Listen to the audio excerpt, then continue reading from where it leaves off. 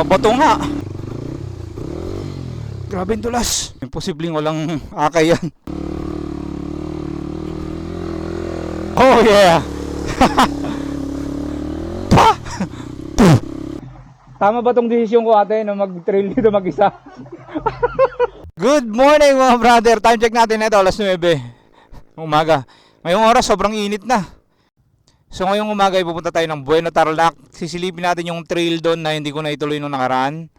Kasi pababa yun, hindi ko matansya kung gaano katarik yun. So mas maganda kapag aakyat tayo, mas matatansya natin kung gaano kabilis yung akyatan natin. Kumpara sa pagbaba, medyo nakakailang para sa akin yun. Let's go, so go!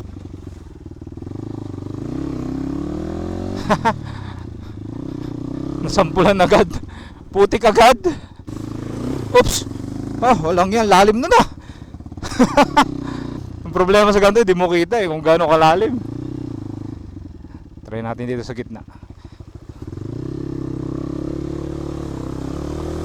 Tayo muna tayo mga brother, para may lakas tayong makipagbuno sa bundok ng Bueno. Alright. Meron daw sapang madadaanan dyan. Woohoo! Here we go! Meron daw papakanan dito papunta sa sapa. Doon tayo papakanan. Tinungan natin kung ito nga ito.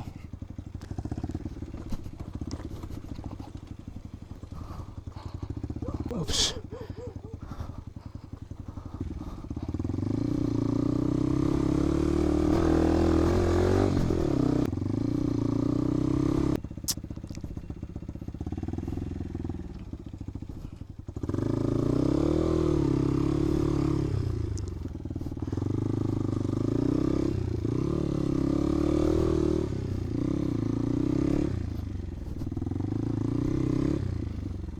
Hindi pa yata to. Hindi nga, iba nga to. Iba nga to.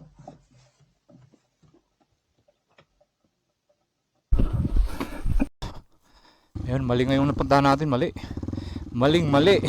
Kasi itong nasundan natin ay rancho. Ang sabi sa akin, wala daw ibang daan doon kundi yung sapa mismo. Ibig sabihin, babaybayin natin yung sapa. Uy.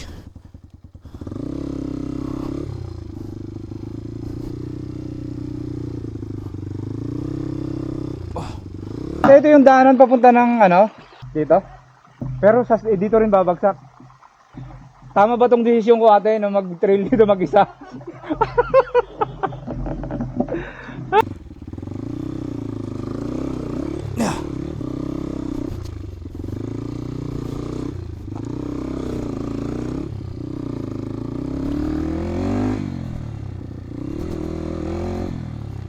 Ayun pala.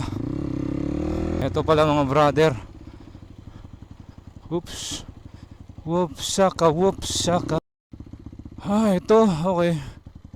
Hindi naman pala sobrang sama. Kasi nadadaanan siya ng truck. Ito pala talaga yung daanan. Ayan o. Yun nga lang, sapa siya. Ang problema dito kapag umulan, tataas yung antas ng tubig sa sapa. Di ba?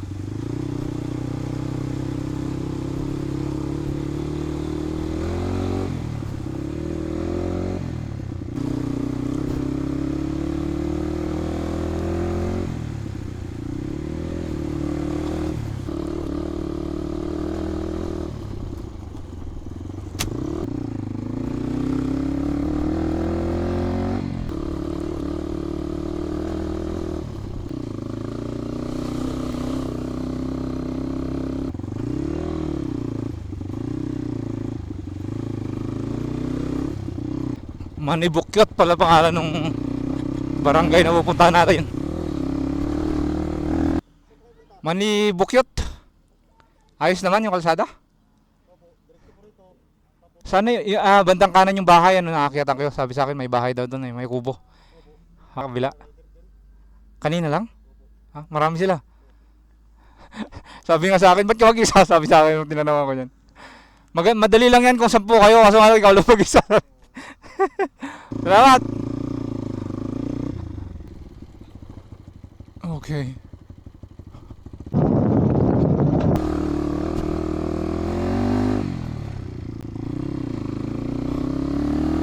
Okay naman. Meron daw nag-trail dito kanina, 10 sila. Talaga palang dinadayo to, no? Tama nga yung sinabi sa akin nung nag-recommend tong kalsadang to. Dinadaanan talaga to ng mga nagtitrail. Woo! Come on, son. Come on, son.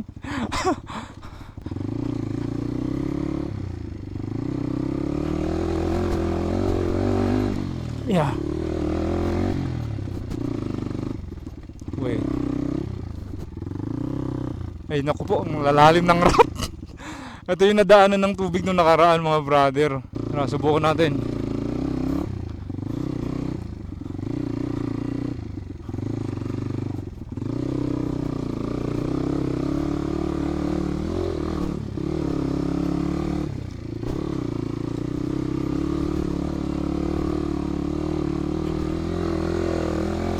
Oops. Yeah. Walang yan, bungod pa lang yan, ha. Ito mahirap to. Silipin ko muna.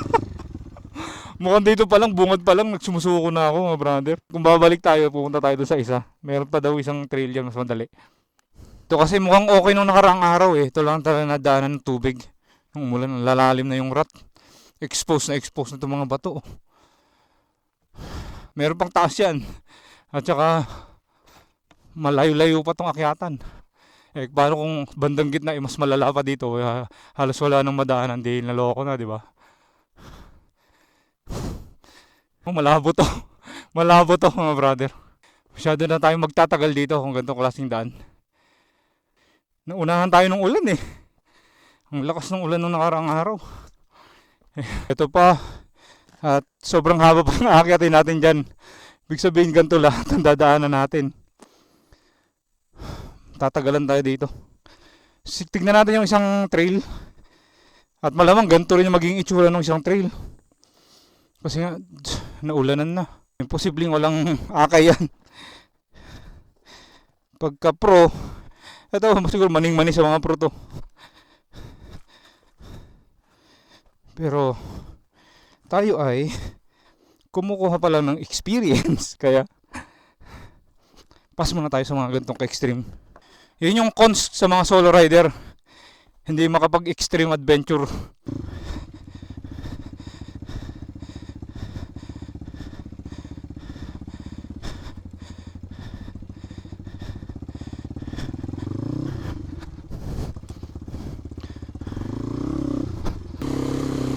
Woo! Oh yeah!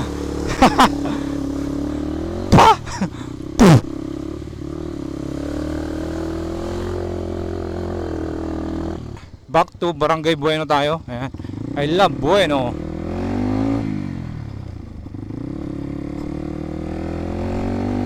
Mahirap sa ngayon kasi nadaanan na ng tubig ng ulan, ano?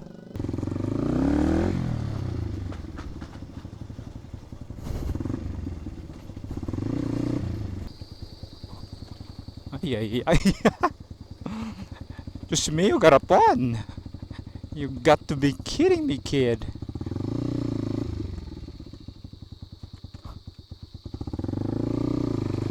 Sapa rin pala to.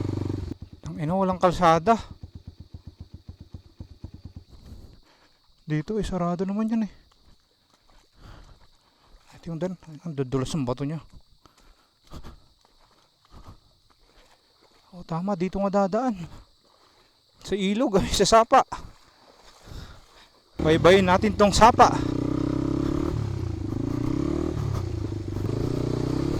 Oops. Grabe yung tulas.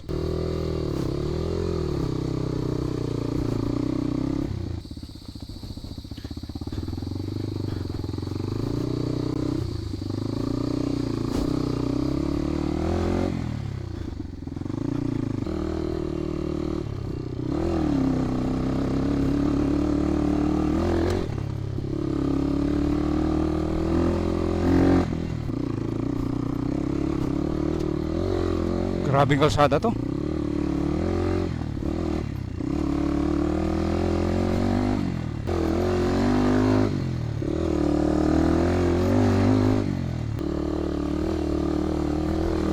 Yun.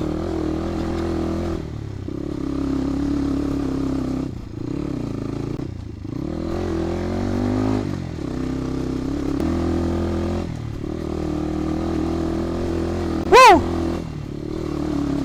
Mabato nga.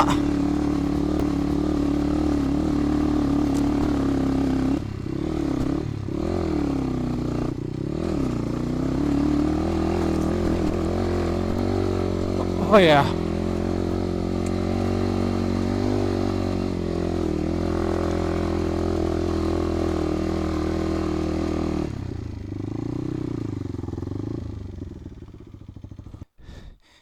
Naririnig ko na yung ulan.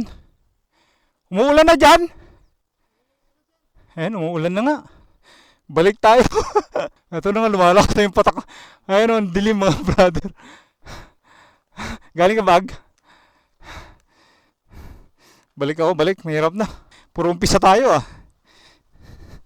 Ito bungad to, pinakabungad to eh. Ito pa lang yung akyatin sana natin.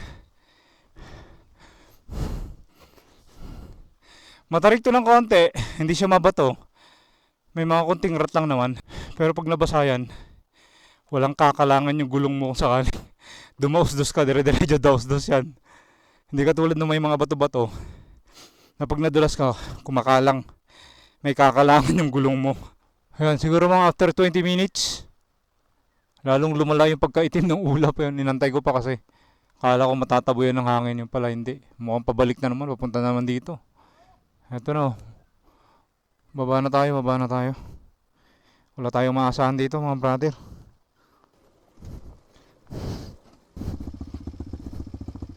Yeah. Oops.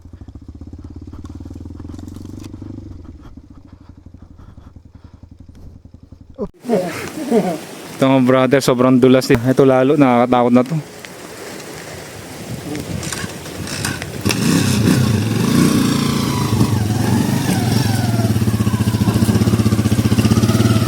Kita mo na ano na yung putik niya, lumabas na. Kahit maglakad ka dyan, madudulas ka eh. Kailangan may tagahatak dun sa likod niya para hindi dumiretso yan. Allah! Diyos mio, garapon! Ay, lakas na ng ulan mga brother. Buti nandito na tayo sa baba. Kaya kung tumambay pa tayo kanina sa bundok, patay tayo dyan sa pagbaba. Baka hanggang ngayon nandun pa tayo nandudulas-dulas. Bawi-bawi na lang next time. Most likely summer na tayo, kaya sa mga sambahan na lang natin yung mga hindi masyado maulan na panahon, tsaka tayo mag-trail dito. Itong kagandahan din dito, malapit lang din naman ako sa kabundukan dito sa may San Jose, kaya pwede kong balik-balikan doon mga to. Pero nakadaan pa rin naman tayo dun sa ano, sa sapa, mga ganon, tsaka mga off-roading na part ng kalsada pa. Okay, okay na rin.